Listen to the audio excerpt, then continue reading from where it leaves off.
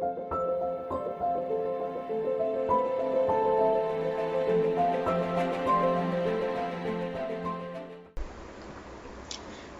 And नमस्ते, मैं Priyanka Singh and welcome to law Gurukul. आज के इस वीडियो में हम डिस्कस करेंगे कुछ इंपॉर्टेंट एमसीक्यूज जो कि CUET LLM एंट्रेंस एग्जाम के पर्सपेक्टिव से इंपॉर्टेंट है। So let's start. Question number 1, the minimum number of जजेस of the Supreme Court who are to sit to decide any case involving a substantial question of law as to the interpretation of the constitution shall be। Supreme court के कितने minimum number of जजेस present होने चाहिए अगर किसी type का substantial question of law arise हो रहा है, यानी कि टोटल कितने जजेस की कमेटी बैठेगी किसी सब्सटैंशियल क्वेश्चन ऑफ लॉ को सॉल्व करने के लिए? 3, 5, 7 या फिर 9? कितने जजेस, कितने नंबर ऑफ जजेस की बेंच जो है वो सिट होती है? The correct answer is 5। 5 जजेस की बेंच बैठती है। आर्टिकल 145 क्लॉज 3 हमारे इंडियन कॉन्स्टिट्यूशन का कहता है that there should be at least 5 जजेस to hear the cases that involve a substantial question of law as to the interpretation of the constitution. Constitution के इंटरप्रिटेशन से रिलेटेड अगर किसी भी टाइप का डिस्प्यूट है या फिर कोई ऐसा substantial question of law arise हो रहा है तो उसके लिए जो जजेस है वो 5 जजेस की बेंच बैठ करके उस केस का डिसीजन देती है। या फिर आर्टिकल 143 के अंडर जो सुप्रीम कोर्ट को के पास पावर है प्रेसिडेंट को एडवाइस देने की, उस एडवाइस के लिए भी सुप्रीम कोर्ट के 5 जजेस की जो बेंच है वो ही बैठकर एडवाइस देती है, कंसल्ट करती है प्रेसिडेंट के क्वेश्चन को। So this is mentioned under article 145 clause 3 of our Indian constitution. यानी कि कोई substantial question of law arise होता है तब भी, या फिर अगर प्रेसिडेंट को कंसल्ट करना है, प्रेसिडेंट को एडवाइस देना है तो भी टोटल 5 जजेस की बेंच जो है वो सिट होती है। Next question, which of the following duties was inserted by way of an amendment in 2002? Fundamental duties में 2002 में कौन सी ड्यूटी ऐड की गई थी out of this 4 options? Read the options yourself and then mark the correct answer. This is the very easy one. We have studied these things in LLB only. This is nothing new. The which fundamental duty was inserted in 2002 amendment? The correct answer is option D. Who is a parent or guardian to provide opportunities for education to his child, or if the case may be born between the age of 6 to 14 years. 6 से 14 साल के बच्चों को education देनी है। इसके लिए जो पेरेंट और गार्जियन है ये उनकी ड्यूटी है कि वो अपॉर्चुनिटीज प्रोवाइड करवाए उन्हें, ताकि जो बच्चे हैं 6 से 14 साल के उन्हें एलिमेंट्री एजुकेशन जो है वो प्रोवाइड कराई जा सके। Next is the parliament of India consist of. Parliament of India क्या कंसिस्ट करता है? दोनों house of the parliament, president and both the houses, president, prime minister and the 2 houses of the parliament, या फिर president, vice president and the 2 houses of the parliament. यानी exactly जो word parliament है वो किन किन चीजों को कंसिस्ट करके हम पार्लियामेंट इसे कहते हैं? The correct answer is option B, president and the 2 houses of parliament. 2 houses of parliament यानी कि यहाँ पर upper house and lower house की बात हो रही है, यानी कि राज्यसभा, लोकसभा एंड हमारा प्रेसिडेंट। ये तीनों मिलकर के क्या बनाते हैं? ये तीनों मिलकर बनाते हैं हमारा parliament, union parliament. Legislature of the union, union का जो लेजिस्लेचर है इसे पार्लियामेंट कहते हैं। तो यूनियन लेजिस्लेचर में आते हैं हमारे प्रेसिडेंट और दोनों ही houses. Each house have to meet within 6 months. ये जो दोनों हाउसेस है लोकसभा और राज्यसभा, इसे विद इन 6 मंथ में एक बार मीट करना पड़ता है। प्रीवियस सिटिंग और इस सिटिंग के बीच में 6 मंथ से ज्यादा का गैप नहीं होना चाहिए। जॉइंट सिटिंग में दोनों ही हाउसेस की बिठाई जा सकती है whenever it is needed by the president. President जो है वो समन करके इन दोनों ही हाउसेस की जॉइंट सिटिंग जो है वो बिठा सकता है, कंडक्ट कर सकता है। Next question, whoever either prior to or at the time of the commission of an act does anything in order to facilitate the commission of that act and thereby facilitates the commission thereof is said to। कोई भी या फिर पहले से या commission के time पर कोई ऐसा काम करता है जो उस काम को फैसिलिटेट कर रहा है, बढ़ावा दे रहा है और वो काम कंप्लीट हो भी जाता है, तो इससे हम लीगल टर्म में इसे क्या कहते हैं? चीजों को कॉन्स्पायर करना, एड करना, एबेट करना या फिर इंस्टिगेट करना।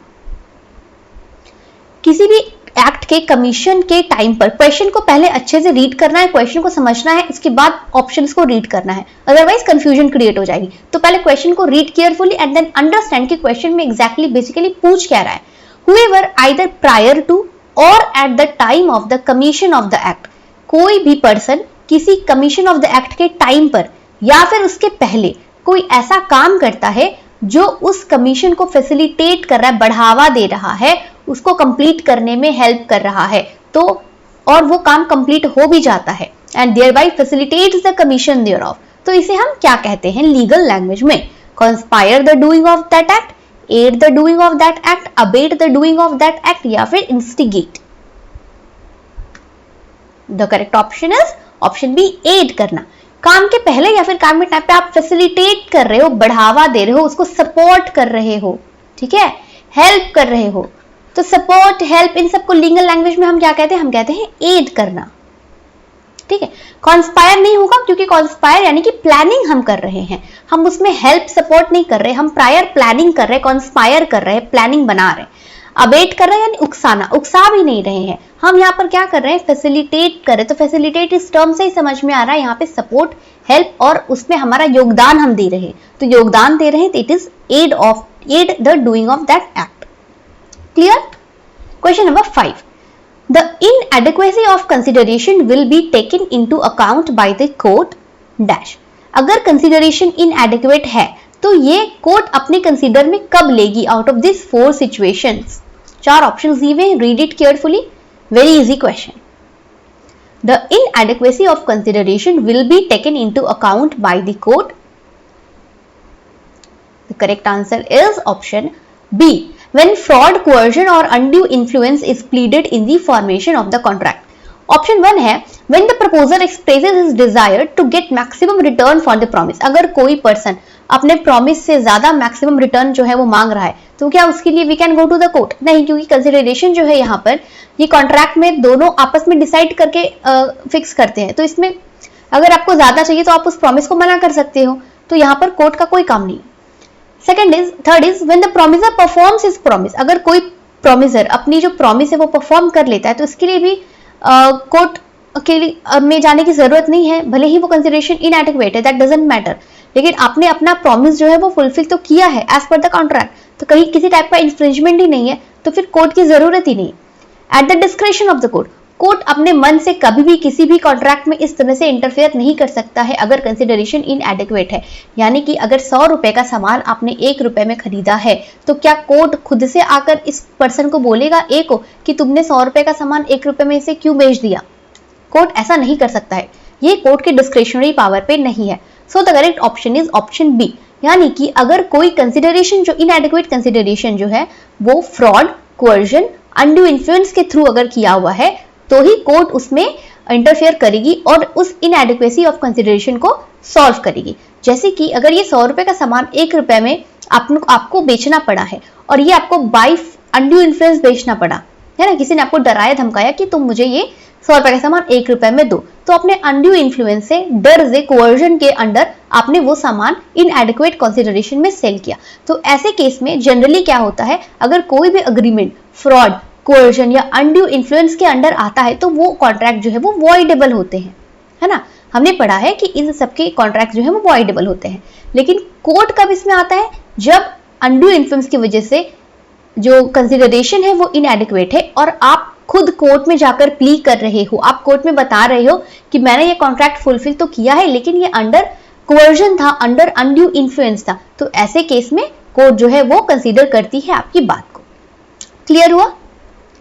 Next, which one of the following constitutes an offer in a self service store. अब हमने कॉन्ट्रैक्ट में ऑफर एक्सेप्टेंस पढ़ा है, तो एक सेल्फ सर्विस स्टोर है, उसमें आप ऑफर किसे कहेंगे? Display of goods at the shop window, shop के विंडो में जो चीजें डिस्प्ले की गई है क्या हम उसे ऑफर कहेंगे? When the customer ask for some goods, अगर कस्टमर किसी चीज के लिए मांगता है, कोई चीज मांगता है तो इसे हम ऑफर कहेंगे। There is no offer in such a case, self service में किसी भी टाइप का ऑफर नहीं होता है। या फिर option D, picking up an article and approaching the cashier to make payment, आप कोई सामान उठाते हो और कैशियर के पास जाते हो उसका पेमेंट करने के लिए, ये ऑफर कहलाएगा। So out of this 4 options एक सेल्फ सर्विस स्टोर है, ठीक है, सेल्फ सर्विस स्टोर है, तो यहां पर इन चारों में से क्या ऑफर कहलाएगा? Very easy one, option D, picking up an article and approaching the cashier to the payment. Display of good अगर होता है तो इसे हम क्या कहते हैं? इसे हम कहते हैं इनविटेशन टू ऑफर, है ना। वो डिस्प्ले करके आपको इनवाइट कर रहा है कि आप आओ और यहां से सामान परचेस करो, तो this is invitation to offer. Customer अगर किसी सामान के लिए बोलता है तो ये ऑफर कहला सकता है, लेकिन ये सेल्फ सर्विस स्टोर है तो यहां पर आप कोई चीज नहीं मांग सकते, ठीक है। You can not ask for something because it is a self service store. Third is no offer in such a case. Self service store में ऑफर हो ही नहीं सकती है, this is also wrong. Picking up an article and approaching the cashier, ये हो गया implied, है ना। आप कोई आर्टिकल उठा रहे हो और कैशियर के पास जा रहे हो उसकी पेमेंट के लिए, यानी कि आप ऑफर कर रहे हो कि ये आर्टिकल मुझे लेना है, आप बदले में कंसिडरेशन लो और मुझे ये सामान दे दो। कॉन्ट्रैक्ट हो गया, सामान लेना, ऑब्जेक्ट लेना और कंसिडरेशन देना कॉन्ट्रैक्ट हो गया, ऑफर हो गया। सो आप कोई आर्टिकल उठा रहे हो और कैशियर के पास जा रहे हो उसकी पेमेंट के लिए, तो this impliedly is an offer in a self service store. Clear? अगर कोई भी कंफ्यूजन है regarding any question, you can ask in the comment box, I will definitely reply. A marriage between a Christian woman and a Hindu man solemnized under the Hindu Marriage Act of 1955 is, एक Christian women है और जो man है वो हिंदू है, इन दोनों की शादी हुई है under the Hindu marriage act. तो इसके लीगल कॉन्सिक्वेंसेस क्या हो सकते हैं आउट ऑफ दिस फोर? पहला वाला ऑप्शन कह रहा है it is void since marriage between two Hindus only is permissible under the above legislation, यानी कि अबव लेजिस्लेशन यानी कि the Hindu marriage act. Valid as in secular country like India all kinds of marriage are permissible, हमारे secular country India में सभी type का marriage जो है वो परमिशिबल होता है। तो एक क्रिश्चियन वुमेन और हिंदू मैन की शादी अगर हिंदू मैरिज एक्ट के अंदर हो रही है तो वो भी वैलिड होगी। Valid as the caste of a women changes after marriage, ये कह रहा है कि वैलिड होगी क्योंकि वुमेन का जो कास्ट है वो शादी के बाद चेंज हो जाता है। Fourth option is void as the marriage must be solemnised as per the rites of the bride's community. For ये कह रहा है कि मैरिज वॉइड होगा क्योंकि जो ब्राइड है उसकी कम्युनिटी के हिसाब से ही मैरिज जो है वो सोलेमनाइज्ड होनी चाहिए थी। So out of this four options the correct answer is option A, this marriage is totally void. अब वॉइड क्यों है? बिकॉज हमारा जो हिंदू मैरिज एक्ट है 1955 का वो क्लियरली ये कहता है कि ये जो एक्ट है वो दो हिंदूज के बीच में ही होनी चाहिए और हिंदू सेरेमनीज के अकॉर्डिंग होनी चाहिए। बट यहाँ पर only one person is Hindu और जो वुमेन है वो क्रिश्चियन है, तो इन दोनों की मैरिज जो है वो हिंदू मैरिज एक्ट के अंडर वैलिड नहीं है, इट इज कंप्लीटली वॉइड। इनकी मैरिज जो है वो स्पेशल मैरिज एक्ट के अंडर जो है वो कंडक्ट कराई जा सकती है। स्पेशल मैरिज एक्ट इस टाइप के मैरिजेस को अलाउ करता है, इनके रजिस्ट्रेशंस को परमिसिबल करता है। बट हिंदू मैरिज एक्ट के अंडर अगर मैरिज करना है, मैरिज कंडक्ट होना है, तो वो दोनों हिंदू के बीच में ही सिर्फ हो सकती है। Clear? Question number 8, the dissolution of marriage initiated at the instance of a Muslim woman under the classical Muslim law is called, dissolution of marriage अगर वुमेन के साइड से मुस्लिम लॉ के अंडर जो डिवोर्स है, डिसोल्यूशन जो है वो initiate हो रहा है, तो उसे मुस्लिम लीगल टर्म में क्या कहते हैं? खुला, महर, इद्दत या फिर मुबारात? Correct option is option A, खुला। डिसोल्यूशन ऑफ मैरिज अगर वुमेन की साइड से इनिशिएट हो रही है तो मुस्लिम लॉ में इसे खुला कहा जाता है। Question number 9, V places an order with S for supply of 20 sewing machines. S could not supply them in time. V loses a profitable contract due to non-receipt of the machines in time and claimed his loss of profits from S. V will fail in claim because the nature of loss is remote, ordinary, forcible या फिर special. We ने S के साथ एक contract किया, एक order place किया 20 sewing machine के लिए। एस टाइम पर उस सप्लाई को फुलफिल नहीं कर पाया। वी को इसकी वजह से दूसरे कॉन्ट्रैक्ट में भी लॉस हुआ क्योंकि मे बी उसने कुछ और कॉन्ट्रैक्ट कर रखा हो उन सुइंग मशीन के बेसिस पर, तो जो उसे मशीन नहीं मिल पाए, टाइम पर नहीं मिल पाए, इसकी वजह से उसे इससे ज्यादा नुकसान हो गया। And claimed his loss of profit from S, और वो एस से उस जो उसका एक्स्ट्रा लॉस हुआ है, मशीन नहीं मिली वो तो लॉस हुआ है, लेकिन मशीन ना मिलने की वजह से जो उसे एक्स्ट्रा लॉस हुआ है उसने वो क्लेम भी एस से मांगा। वी इस क्लेम को फुलफिल नहीं कर पाएगा। क्यों?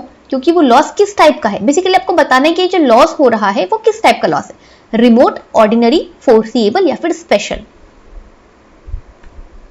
द करेक्ट ऑप्शन इज ये स्पेशल लॉस है, क्योंकि कॉन्ट्रैक्ट जो है वो सोइंग मशीन ना देने की वजह से, सप्लाई ना होने की वजह से जो लॉस होता, ये सिर्फ उसे कवर करता है।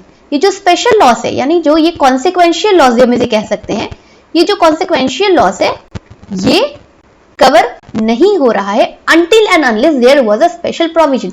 अगर दोनों पार्टीज पहले से ये अग्री कर लिए होते कि हमें आपको कॉन्सिक्वेंशियल डैमेजेस भी देने पड़ेंगे, स्पेशल डैमेजेस जो है वो भी देने पड़ेंगे, डैमेजेस का जो कॉन्सेप्ट है वो पहले से क्लियर अगर नहीं है, तो ऐसे केसेस में कॉन्सिक्वेंशियल डैमेजेस या फिर स्पेशल डैमेजेस का जो क्लेम है वो फुलफिल नहीं होता है, वो क्लेम जो है वो फेल हो जाएगा। तो ऐसे केसेस में, इस केस में जो स्विंग मशीन सप्लाई नहीं हुई थी उसकी वजह से जो लॉस हुआ है, उन्हें सिर्फ वही कंपेंसेट होगा। जो एक्स्ट्रा लॉस कवर हुआ है मशीन के सप्लाई ना होने की वजह से, वो क्लेम जो है वो फुलफिल नहीं हो पाएगा। Next, if both the parties to a contract believe in the existence of a subject which in fact does not exist, the agreement will be। अगर both the parties, दोनों ही पार्टीज जो है किसी एक ऐसे चीज के लिए कॉन्ट्रैक्ट में इंटर करते हैं जो कि एग्जिस्टेंस में है ही नहीं, और इन दोनों में से किसी को ये बात नहीं पता है, तो इस टाइप के अग्रीमेंट्स कैसे क्या कहलाएंगे? अनएनफोर्सिएबल, वॉइड, वॉइडेबल या फिर illegal? Very easy, this type of agreement is totally void. ठीक है, जो सब्जेक्ट मैटर है कॉन्ट्रैक्ट का वो एग्जिस्ट ही नहीं कर रहा है। सपोज अगर दोनों ने किसी हॉर्स को परचेज और सेल करने का कोई कॉन्ट्रैक्ट किया हो, ठीक है, जब ये कॉन्ट्रैक्ट एंटर कर रहे हैं ए और B, the horse is died at the time of entering into the contract. जिस टाइम पर ये कॉन्ट्रैक्ट कर रहे हैं उस टाइम ना ए को ये बात मालूम है ना बी को ये बात पता है कि हॉर्स जो है वो उसकी डेथ हो चुकी है, ही इज डाइड। तो इस टाइप के कॉन्ट्रैक्ट अग्रीमेंट्स जो है वो टोटली वॉइड होंगे, क्योंकि जो सब्जेक्ट मैटर है, जिस मैटर पर अग्रीमेंट हो रही है, वो तो मैटर एग्जिस्ट ही नहीं कर रहा है। तो this type of agreements are totally void as per the Indian contract act. So these were some basic MCQs जो कि अपडेटेड सिलेबस के अकॉर्डिंग इस टाइप के लॉ एंट्रेंस एग्जाम में, एलएलएम एंट्रेंस एग्जाम्स में पूछे जाते हैं। आई होप ये वीडियो आप लोगों को अच्छी लगी होगी। So please subscribe the channel, video को लाइक करें और बेल बटन को भी प्रेस करें for your support. Thank you.